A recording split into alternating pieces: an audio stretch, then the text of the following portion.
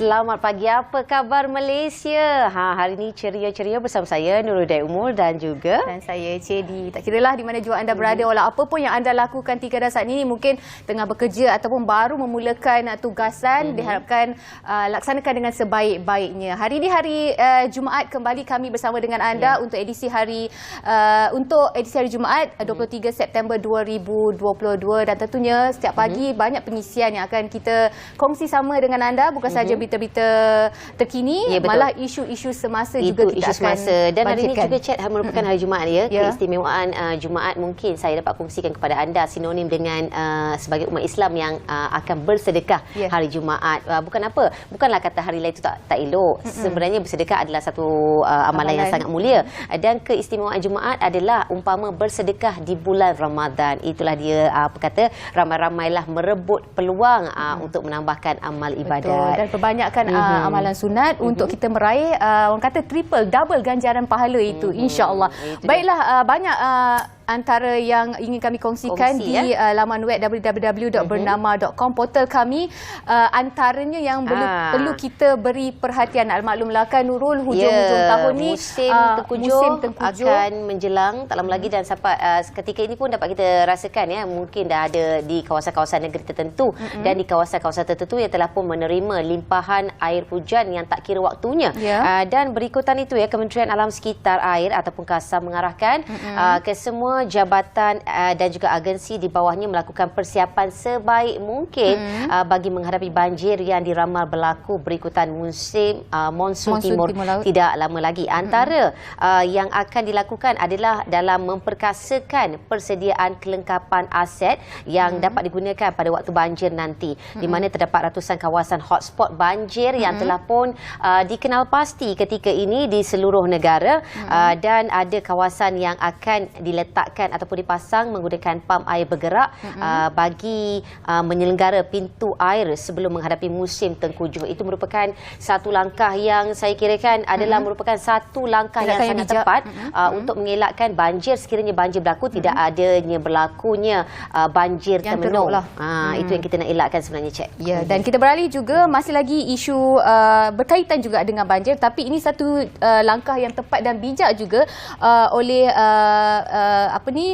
Datuk Seri Dr. Ronald Kiandi berkata program SMART sekarang, program SMART bawah berkala besar yang dilaksanakan oleh Kementerian Pertanian dan Industri Makanan MAFI mampu meminimumkan impak buruk sekiranya berlaku banjir berikutan musim tengkujuh. Dan bencana orang kata memang tidak dapat dielakkan, tapi kita boleh meminimumkan kesannya, dan boleh dilakukan melalui penyelarasan sistem pengurusan ladang secara berkelompok yang ternyata lebih efisien. Dan kata Dato' Ronald Kiandi, pada masa yang sama program ini berpotensi untuk meningkatkan lagi hasil serta mutu padi keluaran tempatan, dan ia memberi kebaikan jugalah dan manfaat kepada petani-petani dalam melaksanakan kerja-kerja mereka. Itu dalam bahagian sekuriti makanan yang dikenal pasti untuk dibaik pulih ataupun untuk dijaga dan dipelihara daripada berdepan dengan krisis makanan akibat banjir.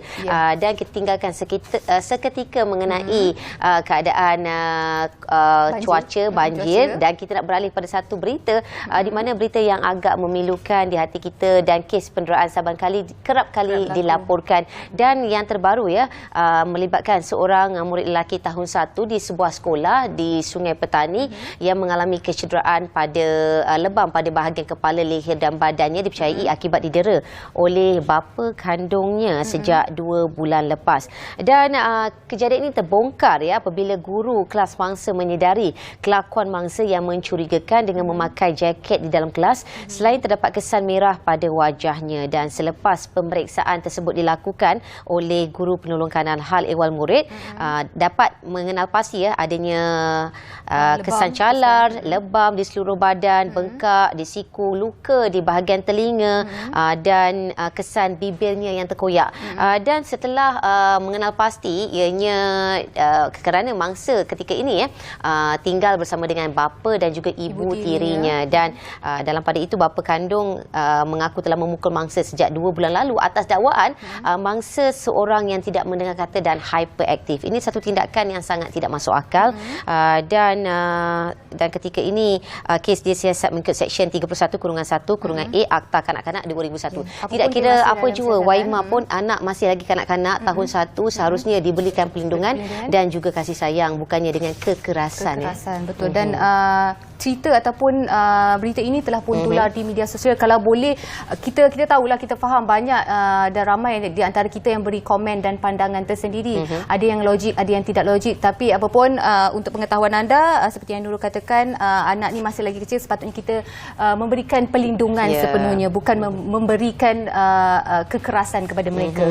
Okey, dan seterusnya kita beralih terus ke Kuching mengenai pemain industri pelancongan India sertai Malaysia Travel Mart. Lebih daripada 400 orang pemain pelancong dari India menyertai program Malaysia Travel Mart bersempena dengan konvensyen Persekutuan Ejen Pelancongan India TAFI yang dianjurkan oleh Tourism Malaysia di sini, dan di mana kalau untuk pengetahuan anda, program TAFI ni pernah berlangsung beberapa tahun dahulu, di mana konvensyen ini pernah diadakan di Kuala Lumpur pada tahun 1999 dan juga di Sabah 2007, dan kali ini kembali dengan pengisian yang cukup menarik, di mana atas tujuan untuk mempromosikan produk dan juga pakej pelancongan terbaru kita. Lebih daripada 100 penjual dari Malaysia menyertai program ini, dan ini dapat membantu, orang kata, meningkatkan ekonomi negara kita sendiri secara tidak langsung, memanfaatkan industri pelancongan kedua-dua negara kita. Itu dia, itu memperkasakan lagi sektor ekonomi khasnya dalam sektor pelancongan. Dan Chat, kita nak tahu juga, nak beritahu kepada mereka di luar sana, bagi anda di luar sana, maklumlah barang-barang masih lagi ada yang naik harga, ada yang turun harga, ada yang harga tak berapa stabil, dan mungkin anda boleh ke portal eaduan.kpdnhep.gov.my untuk melakukan sebarang aduan ataupun menghubungi di talian 1800-886-800 ataupun email ke e-aduan@kpdnhep.gov. Dan kalau tadi di awal rancangan saya dengan Cik dah sentuh mengenai keadaan cuaca, melibatkan security makanan, dan kali ini kita nak tahu juga mengenai perkembangan cuaca hari ini. Maklumlah dah hari Jumaat, nak masuk Sabtu, esok nak berhujung minggu, mungkin ada aktiviti yang banyak ditempuhi. Apapun kita saksikan dulu ramalan cuaca yang disediakan, dan selepas itu kita langsung ke bilik berita untuk mengetahui berita selanjutnya. Baiklah, kita berhenti rehat seketika, kembali selepas ini.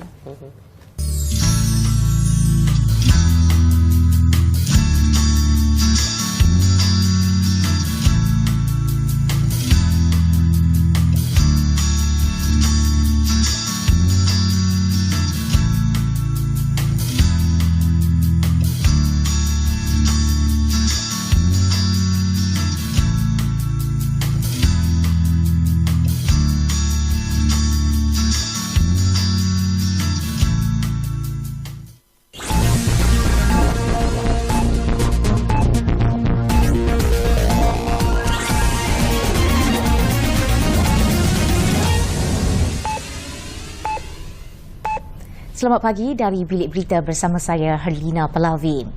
Mahkamah Tinggi hari ini akan menyampaikan keputusan akhir kes pendakwaan terhadap Datuk Seri Ahmad Zahid Hamidi sama ada beliau akan dibebaskan atau diperintah membela diri. Dan bagi mendapatkan perkembangannya, kita bersama dengan Nurul Nadia Muhammad Kamaruzaman di lokasi ketika ini. Silakan Nadia.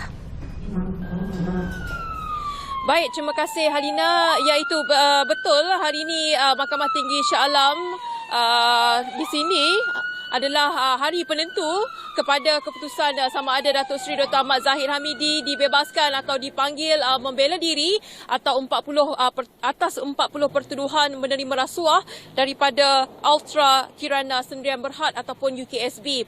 Hakim Datuk Muhammad Yazid Mustafa yang memutuskan tarikh itu selepas selesai mendengar hujahan lisan pendakwaan dan pembelaan bekas timbalan Perdana Menteri itu selama 4 hari sejak minggu lalu, dan pendakwaan dikenalikan timbalan pendakwa raya iaitu iaitu Datuk Raja Rozila Muhammad Toran, Datuk Wan Syahrudin Wan Ladin, Abdul Malik Ayub, Zender Lim Wai Kiong dan P. Tavani.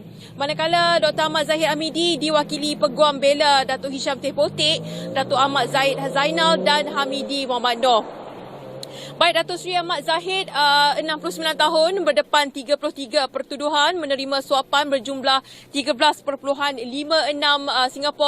juta Singapura dolar daripada UKSB untuk dirinya selaku Menteri Dalam Negeri ketika itu bagi melanjutkan kontrak syarikat berkenaan sebagai pengendali Pusat Sehenti OSC di China dan visa luar negara VLN. Dan bagi 7 lagi pertuduhan, Datuk Seri Ahmad Zahid Hamidi mendapatkan untuk dirinya wang tunai sejumlah 1.15 juta Singapura dolar iaitu 3 juta ringgit, 15,000 Swiss franc dan 15,000 US dollar daripada UKSB yang mempunyai kaitan dengan tugas rasmi beliau ketika itu. Dan bekas timbalan Perdana Menteri itu didakwa melakukan semua kesalahan berkenaan di Sri Satria Persin 16 Putrajaya dan Country Heights Kajang antara Oktober 2014 hingga Mac 2018. Baik, jika anda lihat keadaan di sekitar Mahkamah Tinggi Shah Alam hari ini dipenuhi media dan juga penyokong Datuk Seri Ahmad Zahid Hamidi.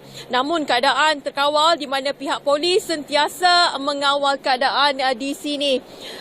Buat ketika ini masih tidak kelihatan lagi kelibat Datuk Seri Ahmad Zahid Hamidi dan proses pelawaan dijangka sekitar pukul 9 hingga pukul 10 pagi nanti. Baik, teruskan bersama Bernama TV untuk mengetahui dengan lebih lanjut perkembangan mengenai keputusan Datuk Seri Dr. Ahmad Zahid Hamidi. Lembaga Tabung Haji TH mencatat 1.47 bilion ringgit jumlah pendapatan dalam separuh tahun pertama 2022 dengan jumlah deposit 88.09 bilion ringgit iaitu paras tertinggi sejak 59 tahun penubuhannya.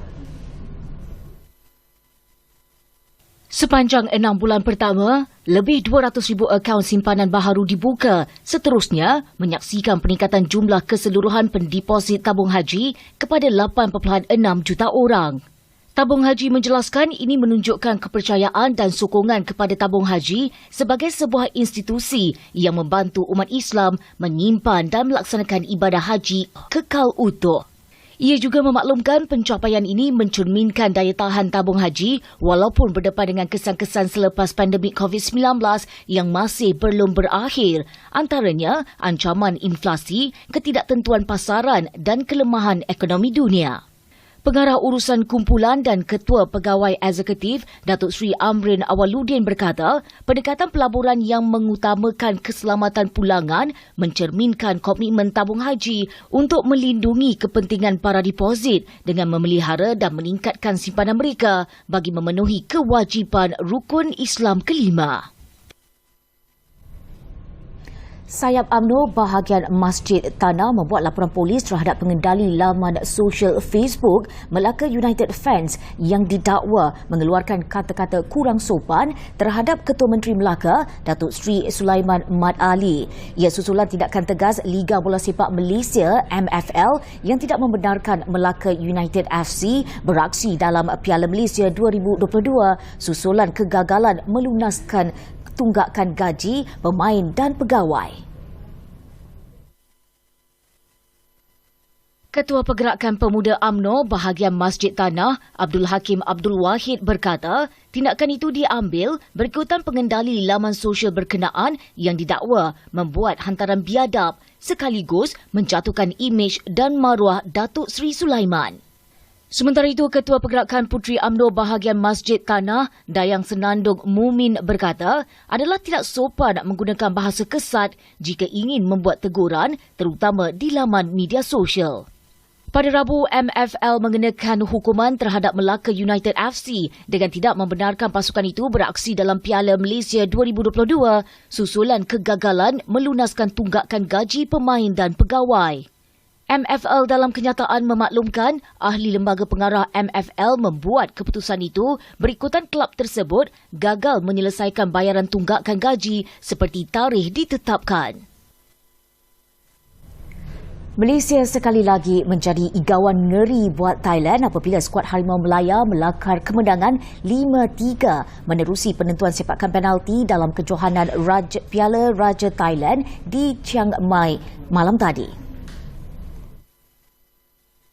Penjaga gol negara Ahmad Shihan Hazmi Muhammad layak diangkat sebagai wira pasukan apabila menampilkan persembahan terpuji selepas menyelamatkan beberapa percubaan berbahaya skuad Gajah Perang. Skuad kebangsaan kendalian Kim Pan Gun tidak berdepan masalah dalam momen getir itu apabila kelima-lima percubaan masing-masing berjaya disempurnakan ketua pasukan Dion Cools, Muhammad Syafiq Ahmad, Matthew Davis, Declan Lambert dan Corbin Ong. Pada final Piala Raja Thailand yang dijadual berlangsung di venue sama Ahad ini, Malaysia akan berdepan Tajikistan yang menewaskan Trinidad and Tobago dalam satu lagi aksi separuh akhir. Kejayaan skuad kebangsaan malam ini menyaksikan Thailand terus gagal menamatkan kemarau kemenangan menentang pasukan negara sejak Disember 2014 selepas turut tewas 0-1 pada pusingan kelayakan Piala Dunia 2022, Piala Asia 2023 pada Jun tahun lalu. Sekian dari Bilik Berita, salam hormat dan salam keluarga Malaysia.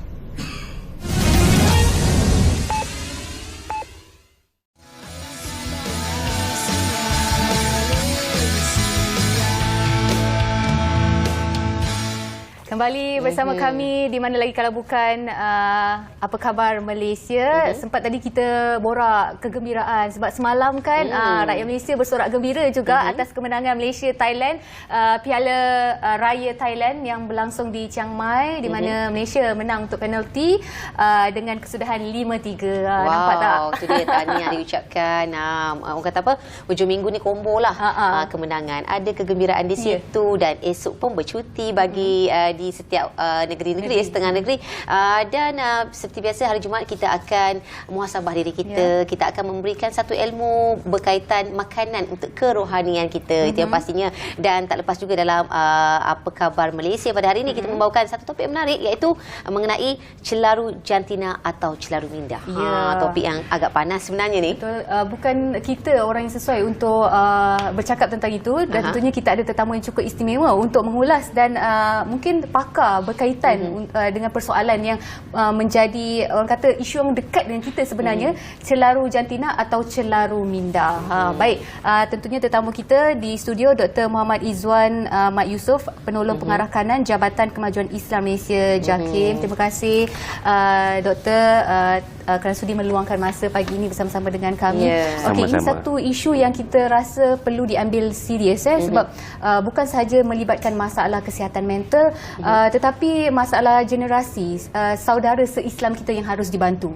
Mungkin harus saya ajukan soalan ini, apakah kecelaruan jantina ini berlaku secara azali atau ianya dibuat-buat oleh individu?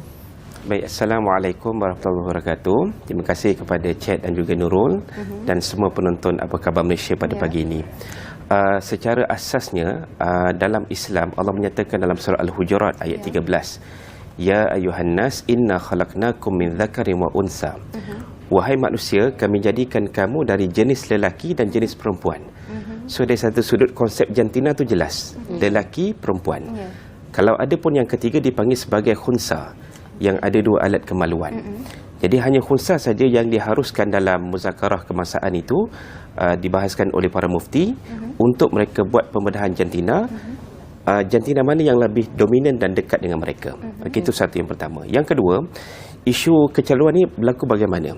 So ada pandangan mengatakan ini born secara genetik. Maknanya sama ada melibatkan genetik ataupun dalam melibatkan hormon ataupun dalam kandungan ibu. Tetapi ada juga pandangan mengatakan ini kerana unsur-unsur luar. Sebab tu ada istilahnya dipanggil sebagai nature vs nurture. Secara azali ataupun ada faktor-faktor luaran sepanjang pembesaran anak-anak ini berlaku. Sebagai contoh, dirumuskan at least ada 5 faktor Antaranya cara seseorang itu dibesarkan. Ayah tidak ada di rumah. Tidak ada watak ayah yang dominan. So mereka lebih rapat untuk mencontohi bagaimana seorang ibu.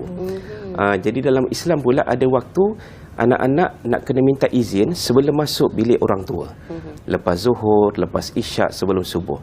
Dan dah ada kes bila ibu ni tak tutup pintu, ibu ni mula untuk tukar pakaian, bersolek. Jadi anak-anak lelaki yang usia sekitar 4-5 tahun, mereka sudah mencontohi apa yang ibu buat. Kemudian ada pengalaman hitam. Mungkin pernah dirogol ataupun diliwat ataupun dipaksa melakukan oral sex. So mereka menjadi mangsa dan trauma dan akhirnya mungkin akan menjadi pemangsa pula pada satu hari nanti. Yang ketiga, biasa dibuli atau diejek. Yang ini juga kita kata kadang-kadang ada kawan-kawan kita yang lelaki lembut. Dia mungkin tak ada keinginan nak jadi maknya transgender ataupun kita kata gay. Tapi dah hari-hari kena ejek, kau ni sotong lah sebab lembut sangat. Jadi benda tu membekas dalam emosi dia. Yang keempat mungkin pornografi dan yang kelima surrounding persekitaran. So ini yang kita katakan bila kita rumuskan, mungkin inilah faktor-faktor terbesar kenapa seseorang itu boleh menjadi celaru daripada asal jantina mereka. Itu dia dapat disimpulkan juga, ianya menjadikan mereka ini celaru minda juga merupakan satu penyakit yang memberikan impak kepada kesihatan mental mereka. Dan seharusnya mereka ini pastinya seharusnya dirawat doktor ya. Tetapi lain pula keadaannya apabila seolah-olahnya ada kalangan ataupun golongan tertentu yang meraihkan atas alasan kesesamaan sebagai manusia, kebebasan untuk bersuara. Dan mungkin doktor boleh ulas mengenainya. Baik, dalam hal ini kita berjumpa dengan rakan-rakan komuniti LGBT misalnya yang mereka contoh di kalangan orang Islam tapi mereka serba salah. Saya seorang Muslim tapi saya terlibat dengan perlakuan LGBT. So macam mana dia nak reconcile, macam mana dia nak seimbangkan dalam hal ini? Kami di JAKIM, kita buat satu pendirian yang jelas. Kita tidak bersetuju dengan perlakuan LGBT kerana bercanggah dengan Quran dan Sunnah, tapi tidak menafikan hak mereka untuk dibimbing dan dinasihati menjalani kehidupan fitrah yang selari dengan tuntutan syariat. Jadi dalam hal inilah saya katakan, kalau mereka menuntut hak-hak yang tak sepatutnya, contoh perkahwinan sesama jenis, kita kata memansuhkan undang-undang yang menjenayahkan perlakuan homoseksual misalnya. Jadi hal ini bagi saya kita tidak boleh untuk raikan. Kerana kita ada acuan kita. Kita ada Perlembagaan Persekutuan meletakkan Islam sebagai agama persekutuan dalam perkara 3/1. Kita ada rukun negara, antaranya kesopanan dan kesusilaan. Kemudian kita ada undang-undang setempat, sama ada sivil ataupun syariah, dan juga kita ada adat dan budaya ketimuran. Jadi saya kira ini yang mengikat kita untuk kita melihat bagaimana unsur-unsur yang tidak sepatutnya dibawa ke dalam masyarakat kita dan kita pertahankan nilai-nilai kita. Tadi Ustaz ada sentuh tentang kumpulan LGBT ini. Okey, sebagai masyarakat bila kita ternampak ataupun berkawan dengan golongan sebegini, haruslah kita pinggirkan dia ataupun kita kena mendekatinya untuk mengetahui apa sebenarnya yang dilalui ataupun apa masalah yang dihadapi.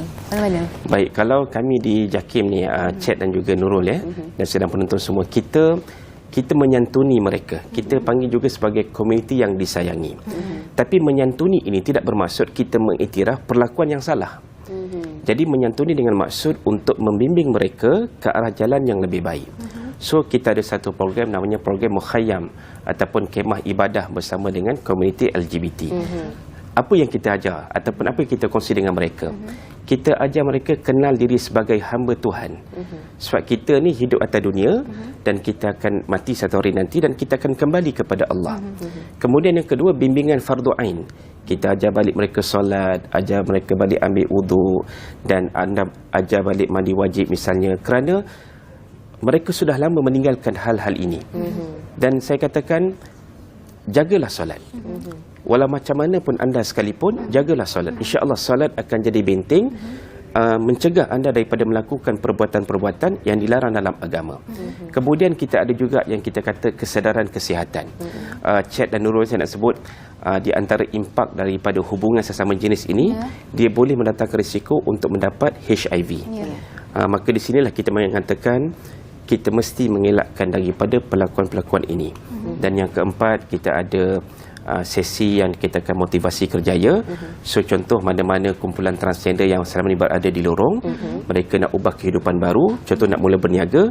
Alhamdulillah Majlis Agama Islam Selangor misalnya meletakkan mereka dalam kumpulan Asnaf Ar-Riqab, menggunakan peruntukan zakat membantu mereka memberikan modal awal untuk memulakan kehidupan baru yang lebih baik. Dan yang kelima, kita kata macam some sort of aktiviti luar. Kadang-kadang kita main tarik tali dengan diorang, kita ada LDK, latihan dalam kumpulan, kita ada team building untuk merangsang keyakinan dan semangat mereka. Itu dia. Dan rata-ratanya apabila kita melihat golongan-golongan yang mungkin kita dapat katakan mereka ni golongan yang tersasar, seringkali kita akan meletakkan satu penghalang pada mereka. Ada segelintir yang kata bahawa mereka ni tak boleh didekati, tak boleh dibawa masuk kerana akan memberikan kesan atau pengaruh yang buruk kepada komuniti itu. Tetapi sekiranya dalam jauh di sudut hati mereka, mungkin mereka ingin berubah tetapi tidak dibimbing. Dan mungkin doktor boleh kongsikan mengenainya, bagaimanakah caranya untuk memberikan ruang dan juga peluang pada mereka dan mengenal pasti bahawa mereka ini mahu berubah. Baik. Dalam dapatan kajian PhD saya pada 2016, saya merumuskan kumpulan LGBT khususnya beragama Islam ya. Yang pertama yang telah berhijrah kembali kepada fitrah. Mereka ini mesti diberikan sokongan untuk mereka istiqamah dalam perubahan itu. Sebab ada yang walaupun dah berubah kena kecam. Dan akhirnya kata apa, saya dah penat jadi baik Ustaz. Ubah jadi baik pun kena kecam juga. So baik saya kekal dalam dunia lama. So kena bagi sokongan. Contoh bekas maknya, dia nak datang solat di surau masjid, walaupun masih nampak ciri-ciri keperempuanan itu kerana mereka ambil hormon dan sebagainya.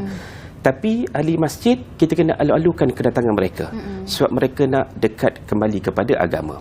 Yang kedua, yang sedang dalam proses mujahadah, yang ini kita kena bimbing continuously secara berkala. So kita tak boleh kecam mereka sebab mereka akan lebih jauh daripada kita dan agama. Mereka nak berubah tapi belum kuat. Dan yang ketiga yang kita panggil sebagai hardcore group, mereka tak ramai tapi sangat vokal, dan mereka merupakan kumpulan-kumpulan pendesak kepada tuntutan-tuntutan yang kita katakan tadilah, seperti perkahwinan sesama jenis, memasukkan hukuman jenayah pelakon homoseksual dan sebagainya. Jadi dalam hal ini bagi saya, kita mesti ada cara yang betul mendekati mereka dan membimbing mereka. Mereka juga manusia macam kita, layan mereka, tetapi ada batas-batas yang perlu kita ingatkan pada mereka. Okey, saya terfikir tentang, yelah kita ni dekat dengan media sosial, banyak sebenarnya pengaruh-pengaruh media sosial ni yang bukan kita katakan ianya banyak yang buruk, tapi harus kita kalau boleh kita elakkanlah. Macam saya ada terpandang seolah-olah golongan sebegini seperti menghalalkan pelakuan mereka tanpa memikirkan sensitiviti agama. Pada pandangan doktor sendiri, bagaimana untuk kita, saya tak nak menjadi mulut netizen, tapi dengan cara yang berhemah untuk menegur. Bagaimana doktor? Baik, kita dalam kehidupan ni, Cik dan juga Nurul, kita kena maklum manusia ni ada pelbagai karakter. Tapi di sana kita ada hak juga untuk memberikan pandangan, nasihat bila berlaku satu perkara yang tidak kena dalam masyarakat kita misalnya. Jadi dalam konteks tadi dulu, kalau kata kumpulan ini ataupun mereka yang berniaga, jarang orang nak buat perlakuan yang melawan arus. Contoh orang lelaki pakai tudung semata-mata nak jual tudung dalam TikTok ataupun media sosial. Tapi hari ini dah jadi macam normal. So perkara inilah kita bimbang akan menyebabkan kita menganggap benda ni tak apa. Contoh Walt Disney sudah mula masukkan unsur-unsur LGBT, kita kata kartun, walaupun kartun tapi babak-babak sesama jenis, bercium dan sebagainya. Maknanya apa? Mereka sudah ada agenda untuk menerapkan kepada minda anak-anak ini biasa, dan you kena accept benda ni sebagai normal dalam dunia terbuka hari ini. Jadi di sini saya katakan kita kena ada satu yang dikatakan sebagai self internal control, daya kawalan dalam diri, apa yang boleh, apa yang tak boleh. Mak ayah kena educate anak-anak, terangkan kepada anak-anak ini tak boleh buat sebab dia lelaki sebenarnya. Jadi bukan gaya seorang lelaki kena pakai tudung, kena pakai lipstick. Dan begitu juga kalau kata orang perempuan, dia pakai baju yang kita kata macam lelaki, dan mungkin dadanya jadi flat kerana mungkin dia pakai bengkung nak menutup buah dadanya. Jadi perkara ini saya katakan kita kena pandu anak-anak kita asuh mereka mengikut jantina asal mereka. Kerana anak lelaki Pak Nurul biar kalau kita bergaduh adik-beradik pun tak apa sebab dia jantan, dia lelaki. Yang perempuan kita asuh dengan kelembutan sesuai dengan fitrah wanita. So kalau kita boleh pegang pada prinsip itu, insya-Allah saya yakin banyak perkara yang boleh kita cuba selesaikan dalam isu ini. Wallahu alam. Itu dia tulis yang besar tu dah bagi adik-beradik gumpal ya. Asal nak tengok kelakian mereka. Dan seperti kita dapat saksikan ya Doktor kalau zaman dulu mengatakan jaga anak perempuan sekandang tu macam jaga anak lembu jaga lembu sekandang dengan anak perempuan itu perumpamaan. Tetapi zaman sekarang ni saya kirakan sama je cabaran dia anak lelaki pun anak perempuan pun sama dengan apatah lagi dengan adanya LGBT ini menambahkan lagi kebimbangan kepada ibu bapa di luar sana. Hasilnya generasi ibu bapa muda-muda ketika ini tengok teknologi tak dapat dipisahkan. Dan selain daripada kita mengajar anak akan mengenai teknologi, mengenal pasti, apa lagi yang kita boleh jadikan sebagai satu benteng ataupun persediaan kepada anak-anak kita supaya diri mereka cukup kuat untuk menangani ataupun dapat menepis satu hari nanti ada unsur-unsur LGBT ini. Baik, saya kira di antara pesanan yang boleh kita pesan kepada anak-anak kita di luar sana adalah mereka mesti menilai satu perkara itu mengikut neraca dalam konteks adat budaya kita apa yang sesuai. Kemudian mengikut neraca pandang sudut agama. Jadi kalau ada pandangan, ada perlakuan yang bertentangan, maka kita kena speak out. Kita kena menyatakan pandangan kita. Kita pun tak boleh diam. Sebab kerana ini sudah mengganggu keharmonian dalam masyarakat kita. Macam saya katakan tadi, dalam konteks, kalau contohlah ada seorang anak, dia mengadu kepada ibunya. Kata Pak Nurul kan. Dia kata, ibu, saya ni ada girlfriend. Tapi at the same time, saya minat kepada kawan lelaki. So macam mana dia nak seimbangkan hal itu? Kita kata pada anak ini, perasaan kepada wanita itu biarlah sebagai yang dominan. Adapun perasaan kepada lelaki yang sama jenis itu kena kontrol. Jadi di situ kita akan mengatakan kehidupan fitrah itu adalah lelaki dan perempuan. Untuk apa? Kelangsungan zuriat. Jadi kalau bayangkan kepada depan hari kita hari ini, kalau dah ada banyak gay couple, lesbian couple, macam mana procreation ataupun zuriat itu akan dihasilkan? Memang agak mustahil, dan mustahil pun untuk sesama jenis dapat anak. Jadi di sinilah kita katakan balik kepada panduan agama, balik kepada adat budaya ketimuran kita, insya-Allah kita akan jumpa solusi yang lebih baik dalam menangani isu ini. Okey, menyentuh tentang solusi ini sebenarnya saya ada terfikir juga kalau berkaitan dengan kecelaruan jantina, sedikit sebanyak memang ada kecelaruan minda itu sendiri pada mereka yang mengalaminya lah. Mungkin mengembalikan, orang kata mengenai kaedah untuk mengembalikan rasional golongan sebegini untuk mengatasi masalah mereka. Mungkin ada treatment tertentu ataupun cara lain yang boleh kita kembalikan mereka kepada fitrah asalnya dengan cara yang ringkas, cepat, mudah. Bagaimana Doktor? Baik, kalau saya boleh tunjuk sedikit beberapa bahan yang kita sudah terbitkan di peringkat JAKIM. Yang pertama, kita sebut tentang risalah memahami LGBT menurut perspektif Islam. Ini yang pertama. Kemudian kita ada hasilkan juga satu buku hadis-hadis sahih berkaitan perlakuan LGBT. Dan kemudian kita ada juga yang dipanggil sebagai manual Islam dan maknyah. Ini pada 2013 kita terbitkan. Dan yang terbaru, manual community hijrah lesbian dan gay. Macam mana untuk memandu mereka ke arah kehidupan fitrah. Dan yang seterusnya, buku saya sendiri Menelusuri Fitrah Insani, diterbitkan oleh JAKIM. Jadi kita kata begini, pengalaman saya berjumpa dengan seorang pemuda gay di Indonesia, Jakarta. Kerana kami ada perkongsian di sana. Dia kata, Pak Ustaz, kalau saya tidak bertemu dengan orang yang boleh membimbing saya, ada 5 keadaan saya. Yang pertama, saya berterusan menjadi seorang gay dan homoseksual. Yang kedua, saya ada keinginan untuk bunuh diri, suicide. Sebab apa? Dia dalam dilema. Orang tak tahu dia sedang struggle tentang nalurinya itu, minat sesama jenis. Yang ketiga, dia berkahwin tetapi hanya untuk menutup pandangan keluarga dan masyarakat. Yang keempat, dia jadi orang yang soleh. Dia tak kahwin sebab dia tak ada perasaan kepada belanan jantina, tapi dia kontrol diri dia. Dan yang kelima, dia kahwin dan dia jadi orang yang soleh, dan alhamdulillah dia dapat zuriat. Jadi dipilih yang kelima. Jadi ini di antara cara-cara yang kita cuba bantu mereka. Kita tak paksa, tapi kita tunjuk jalan. Itu dia cabaran manusia sememangnya berbeza-beza ya. Kerana sememangnya telah pun tertulis bahawa manusia ini diturunkan ke muka bumi sememangnya untuk diuji, sama ada perjalanan masing-masing adalah berbeza, Ustaz. Betul. Doktor, dan mungkin doktor boleh kongsikan sedikit sebanyak nasihat kepada kita sebagai manusia untuk menempuhi pancaroba dan juga cabaran menghadapi kehidupan yang serba mencabar ini. Baik, dalam surah Al-Mulk ayat yang kedua, Allah menyatakan allazi khalaqal mauta wal hayah liyabluwakum ayyukum ahsanu amala. Dialah Allah yang menjadikan kematian dan kehidupan untuk menguji di antara kamu siapa yang paling baik amalannya. Dan dialah Allah Maha Pengampun dan Maha Berkuasa. Jadi saya nak kata hidup adalah ujian. So setiap orang ada skrip kehidupan tersendiri. Tinggal lagi bagaimana kita react, bagaimana kita respon kepada ujian yang datang dalam hidup kita. Ada orang dia tenang, dan kata Permuhaya, orang tenang selalu menang. Ada orang dia berkecamuk, dia tak boleh adapt ujian yang datang, maka kadang-kadang dia hilang kawalan, maka dia buat sesuatu yang tak masuk akal. Dan ada orang yang mungkin dia terus lost control, nak bunuh diri dan sebagainya. Bagi saya, kita balik kepada panduan agama misalnya yang disebut bila mana kita hadapi satu masalah, kata Nabi SAW, ambil wudu, solat sunat 2 rakaat, solat hajat dan sebagainya, mintalah kepada Allah, ya Allah bantulah aku dalam kekalutan, aku dalam tak pasti apa yang patut aku buat.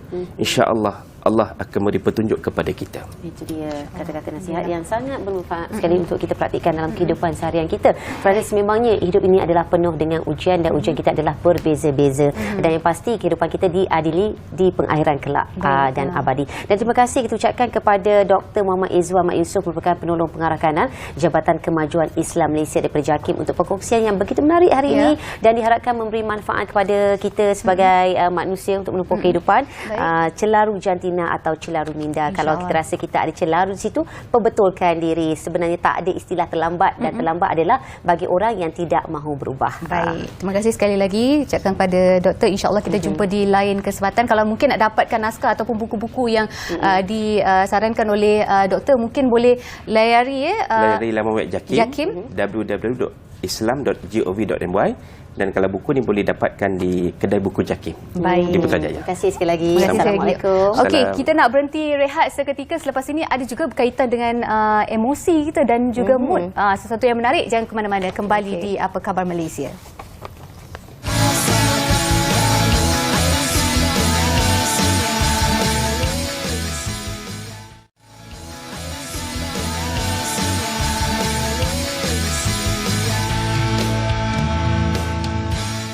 Ya, masih lagi bersama saya Cedi dan juga Nurul di Apa Khabar Malaysia. Terima kasih untuk anda yang menonton kami dari awal rancangan sampailah lawan ni tadi. Satu pengisian yang cukup menarik kecelaruan minda dan juga kecelaruan jantina. Kita tolak tepi isu tu. Celaru dah ni. Celaru sebab saya excited untuk bersama dengan tetamu kita yang seterusnya ini yang melibatkan emosi dan pemikiran kita juga sebenarnya. Tapi ini lebih kepada nak membantu menaikkan semangat emosi kanak-kanak untuk lebih cintakan ilmu untuk belajar. Tapi konsep pembelajaran ni dah, orang kata apa, kalau kita makin ke depan. Tapi konsep pembelajaran sekarang ni dah macam kembali ke zaman dulu kala, zaman mula-mula nak belajar dulu, iaitu belajar kat bawah pokok. Macam mana tu? Seronok Okey, baiklah, tetamu kita hari ini tentunya Cikgu Zainul Hakim, merupakan cikgu guru bahasa Inggeris Sekolah Menengah Kebangsaan Felda Sungai Koyan, Raub, Pahang. Terima kasih atas kesudian meluangkan masa daripada Raub datang sini pagi, Cikgu. Tidak, saya sebenarnya dah ada dalam kawasan ni sejak Selasa lepas, sebab saya ada conference di UKM. Jadi conference tu Selasa sampai berakhir semalam lah. Kita teruslah beralih kepada kita punya topik hari ini, iaitu kelasku di bawah pohon. Dan difahamkan cikgu mengadakan kelas kepada anak murid di bawah pohon di bawah pokok. Dekat sekolah pula di kawasan Sekolah Menengah Kebangsaan Felda Sungai Koyan, Raub, Pahang, di kawasan yang orang kata apa, penuh dengan suasana kehijauan buat. Dan macam mana idea ni boleh datang cikgu sebenarnya? Okey, idea ni sebenarnya saya dah lama ada keinginan untuk bawa pelajar-pelajar saya belajar di luar kelas. Even semasa saya sebagai guru praktikal dulu di Sekolah Menengah Kebangsaan Perempuan Sri Aman, saya selalu juga bawa pelajar-pelajar saya belajar di luar kelas, di Padang, di Dewan Terbuka. Jadi dah lama sebenarnya saya nak buat. Saya mula mengajar di sekolah tu 2 tahun lepas, tapi saya masuk semasa PKP. Jadi semasa tu kan agak ketat SOP semua, jadi saya tak dapat bawa pelajar.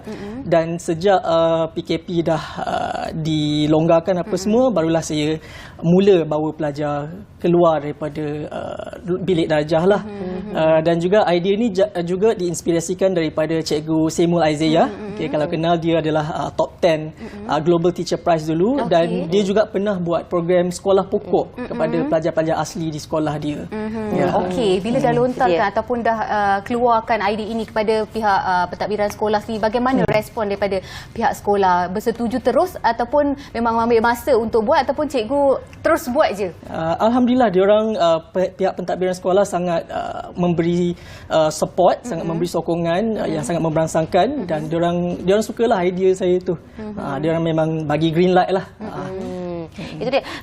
Kita nak tahu juga masa mula-mula suasana apabila cikgu nak bawa anak-anak murid ni turun keluar daripada kelas untuk menikmati suasana pembelajaran yang sangat baru untuk mereka. Bagaimana penerimaan mereka? Boleh tak mereka fokus kat situ? Dan selepas itu dapat cikgu saksikan selepas melalui sesi pembelajaran di luar kelas dan di dalam kelas, mungkin cikgu boleh kongsikan mengenai perkembangan positif daripada segi emosi dan juga pencapaian akademik mereka bagaimana? Okey, dari segi respon pertama mereka sebenarnya tak jangka, sebab semasa kali pertama saya bawa mereka keluar pokok, saya tak bagi tahu mereka pun nak bawa ke mana. Saya just kata, okay kelas, come let's follow me. And then saya bawa dia orang jalan satu sekolah dulu, and then finally kita orang duduk dekat bawah pokok. So at first dia orang macam, kenapa kita kat sini, apa kita buat sini kan? Tapi and then bila saya dah jalan kelas, buat aktiviti kat situ, dia orang pun jadi seronok. Sebab dia suasana yang berbeza daripada suasana kelas yang lebih sebelum ni. Sebab ni di outdoor, ada angin, ada udara segar, dan diorang jadi seronok lah. Dan saya dah mula ajar di bawah pokok sejak bulan 5 yang lepas, dan sampai sekarang saya boleh nampak lah perubahan, perkembangan yang positif bila dalam kalangan dengar pelajar cikgu saya. bercerita, sebenarnya kita yang jadi excited, kita boleh bayangkan macam mana pembelajaran itu berlangsung. Bagi cikgu sendiri, sebelum ini kita tahu kalau sebelum PKP pun memang murid-murid diajar di dalam kelas. Lepas tu berpindah ke suasana yang lain di bawah pohon asmara. Di bawah pohon pula, mungkin memang kita dapat rasa keterujaan, feel itu, mood itu memang berbeza. Jadi pandangan cikgu sendiri bagaimana? Kehadiran lebih memberangsangkan daripada sebelum ini ke, ataupun sama je? Dari segi kehadiran, saya boleh katakan ada sedikit penambahbaikan daripada sebelum ni. Tapi yang paling utama sekali lah dari segi minat dan semangat mereka lah untuk belajar bahasa Inggeris. Sebab pelajar-pelajar ni, kalau kita cakap BI ni, diorang agak gerun, agak malu-malu sikit lah. So bila saya mula ajar diorang bawah pokok, menggunakan pembelajaran didik hibur yang santai, lebih tenang, diorang pun jadi lebih seronok. In fact, ada hari yang saya tak bawa diorang bawah pokok, diorang akan tanya pula saya, Sir, kita tak pergi bawah pokok ke hari ni? Jomlah belajar bawah pokok, lagi best belajar situ. Itu dia, dan difahamkan kaedah pengajaran dan pembelajaran ini telah pun memasuki PDP Pitching Competition peringkat daerah Lipis. Tahniah diucapkan dalam tak sangka-sangka tu kan. Dan mungkin cikgu terangkan sedikit mengenai pertandingan berkenaan. Okey, so pertandingan PDP Pitching ni adalah pertandingan yang dijalankan daripada peringkat daerah, negeri, dan akhirnya kepada KPM. Okay, jadi dalam pertandingan ni basically mana-mana cikgu yang ada apa-apa inovasi, okay, boleh membentangkan idea inovasi itu kepada juri-juri lah, bermula daripada peringkat PPD dalam masa 3 minit, tanpa slide. Tapi boleh bawa lah macam kita punya bahan-bahan pengajaran semua tu. Jadi semasa pertandingan PDP Pitching ni, peringkat PPD Lipis, saya telah membawakan idea saya bawa lah saya punya tika yang saya selalu bentang dekat padang, saya punya whiteboard, saya punya kerusi, dan saya ceritakanlah tentang saya punya, dan alhamdulillah saya dapat tempat kedua peringkat PPD Lipis. Jadi tahniah diucapkan. Semoga ini menjadi sumber inspirasi kepada guru-guru di luar sana. Macam mana caranya nak tackle, kita katakan anak-anak murid ni tambat minat murid-murid ini untuk belajar. Dan dalam pada itu mungkin cikgu boleh kongsikan mengenai harapan cikgu terhadap dengan apa yang telah pun cikgu berikan kepada anak-anak murid ini, dan mungkinnya ianya akan berkekalan ataupun bagaimana. Okey. Jadi harapan saya agar satu ialah dengan saya mengadakan PDP bawah pokok ni, pelajar-pelajar saya akan lebih bermotivasi lah untuk belajar BI, dan saya juga berharap agar ia dapat juga memotivasikan guru-guru yang lain untuk mencuba juga kaedah PDP di luar bilik darjah. Sebenarnya kaedah PDP bawah pokok ni ianya bukanlah idea yang baru, dan saya bukanlah orang yang pertama menjalankannya. In fact, kalau zaman-zaman dulu, zaman mak ayah kita pun diorang ada belajar bawah pokok. Jadi cuma saya nak menormalisasikan. Mungkin idea ini lepas didengari oleh cikgu-cikgu di luar sana, ataupun mungkin yang dah memang macam cikgu katakan dah lama diaplikasikan. Mungkin ada lepas ni nak buat tepi sungai, tepi kolam kan. Kalaulah mungkin sekolah itu berada di tepi laut ataupun tepi sungai, mungkin kaedah itu juga akan dijalankan. Kita dengar yang gembira je. Mungkin ada cabaran di sebalik orang kata nak lari daripada norma biasa, belajar kat dalam kelas, nak belajar bawah pokok. Mungkin ada sedikit kekangan ataupun kesusahan yang kita tak tahu. Cikgu ceritakan.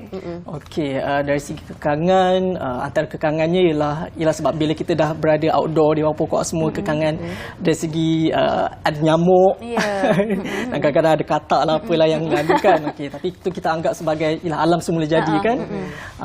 Yang keduanya, ada juga orang mempersoalkan saya kenapa nak buat bawah pokok, kenapa tak menggunakan fasiliti sekolah dan sebagainya. Macam itulah. Dan keadaan cuaca pun main peranan juga. Cuaca juga main peranan. Kalau saya memang nak belajar kat luar hari-hari, lebih seronok, terdedah dengan udara. Lepas tu tambah pula duduk dekat kawasan yang orang kata dipenuhi dengan kehijauan. Lagi saksikan di skrin ketika ini antara salah satu aktiviti sesi pembelajaran dapat disaksikan anak-anak ni belajar dalam keadaan yang santai, dalam keadaan yang lebih mungkin ceria di situ. Ada kuis, dan mungkin cikgu boleh kongsikan mengenai cara pengajaran cikgu, konsep pengajaran cikgu yang bagaimana yang cikgu lihat keberkesanan ataupun lebih efektif untuk anak-anak terima.